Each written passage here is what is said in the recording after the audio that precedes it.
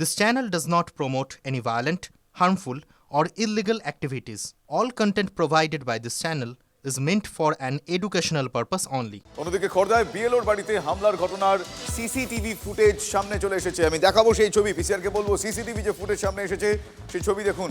খোর্ধার বিএলওর বাড়িতে হামলার ঘটনার সিসিটিভি ফুটেজ প্রকাশ্যে। খোর্ধার সূর্য সেন নগরে বিএলওর বাড়িতে হামলার অভিযোগে আগেই পুলিশের জালে দুই নাবালক। এবার সামনে এলো ঘটনার সময়কার সিসিটিভি ফুটেজ। স্পষ্টত দেখতে পাওয়া যাচ্ছে বেশ কয়েকজনকে এই ছবিতে।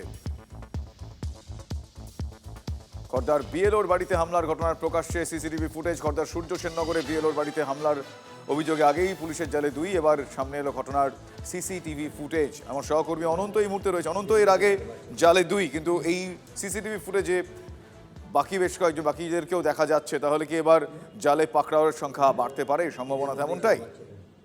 দেখো, তাদের মধ্যে আরো একজনকে পুলিশ আজ গ্রেপ্তার করেছে এই সিসিটিভি ফুটেজ দেখে।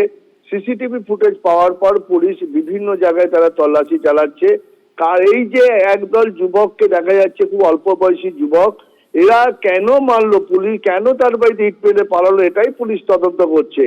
এবং খোর্ধা থানার পুলিশ ইতিমধ্যে এই নিয়ে মোট 3 জনকে গ্রেপ্তার করে আটক করলো। বাকিদের খোঁজে বিভিন্ন জায়গায় তল্লাশি চালাচ্ছে। দেখো, এই ঘটনা কিন্তু বিএলআরও যথেষ্টই, কিন্তু বিএলও নিজে অস্বস্তিতে যাচ্ছে মানবচন্দ্র এবং তার পরিবার। যেভাবে তার বাড়িতে রাতের বেলা ইট মারা হয়েছে, দরজায় লাথি মারা হয়েছে, তাতে তার পরিবার এখনো পর্যন্ত আতঙ্কিত হয়ে রয়েছে। সবাই যারা ধরা না পড়ে কি উদ্দেশ্যে মেরেছিল, পুলিশ যদি এটা পরিষ্কার না হয় তাহলে কিন্তু আরো তাদের পরিচয়। ধন্যবাদ অনন্ত। ভোট যতই এগিয়ে আসছে ততই বিপুল বোমা উদ্ধার বিভিন্ন প্রান্ত থেকে। মুর্শিদাবাদ সে সমস্ত জায়গার অন্যতম। জেলার 3টি থানা এলাকা থেকে উদ্ধার হয়েছে 100-রও বেশি বোমা। বেলডাঙ্গায় উদ্ধার হয়েছে 89টি সকেট বোমা। জলঙ্গিতে উদ্ধার হয়েছে 10টি বোমা। আমার সহকর্মী কৌশিক এই মুহূর্তে টেলিফোন লাইনে রয়েছেন আমার সঙ্গে। কৌশিক, কোথায় কোথায় বোমা উদ্ধার হয়েছে এই মুহূর্তে, সেগুলোকে নিষ্ক্রিয় করার কি ব্যবস্থা গৃহীত হয়েছে? দেখো, মুর্শিদাবাদের 3টে থানা এলাকা থেকে কিন্তু বোমা উদ্ধার হয়েছে। তার মধ্যে রয়েছে সালার থানা এলাকা, সেখানে 5টি, এবং জলঙ্গি যে সীমান্তবর্তী এলাকা সেখানে। এছাড়াও বেলডাঙ্গায় কিন্তু বেশ 89টি সকেট বোমা উদ্ধার হয়েছে, যা চিন্তা বাড়াচ্ছে। এই বেলডাঙ্গাতেই কিন্তু কয়েক দফায় কিন্তু প্রচুর পরিমাণে প্রায় 500-র মতো বোমা, সকেট বোমা উদ্ধার হয়েছে, এবং সেখানে আরো চিন্তা বাড়ছে। তবে যে পরিমাণ বোমা উদ্ধার হচ্ছে সেখানে কিন্তু গ্রেপ্তার নেই। এই বোমা কে বা কারা মজুদ রাখছে সেই বিষয়ে কিন্তু এখনো পর্যন্ত গ্রেপ্তার হয়নি। জেলায় এই বিগত মাস দুয়েকে প্রায় 2000-এরও বেশি বোমা উদ্ধার হয়েছে, তবে যে গ্রেপ্তারের সংখ্যা সেটা খুবই সীমিত। এই বোমাগুলো নিষ্ক্রিয় করার জন্য বোম স্কোয়াডকে খবর দেওয়া হয়েছে। তো এর পিছনে কে বা কারা জড়িত রয়েছে তদন্ত শুরু করেছে পুলিশ।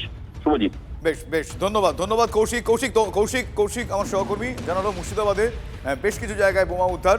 আর কৌশিকের সঙ্গে কথা বলতে বলতেই এইমাত্র খবর আসছে বীরভূমেও বোমা উদ্ধার হয়েছে, তাও আবার খেলার মাঠে।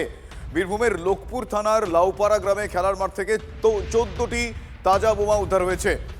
আমি সেই ছবি দেখাতে বলবো পিসিআরকে, এক্সক্লুসিভ সেই ছবি দেখুন। মুর্শিদাবাদের খবরটা আপনাদের জানানোর সঙ্গে সঙ্গে কৌশিকের সঙ্গে যখন কথা বলছিলাম সেই সময় বীরভূমের একটি খেলার মাঠ থেকে বোমা উদ্ধার হয়, 14টি তাজা বোমা উদ্ধার হয়, সেই ছবি দেখছেন।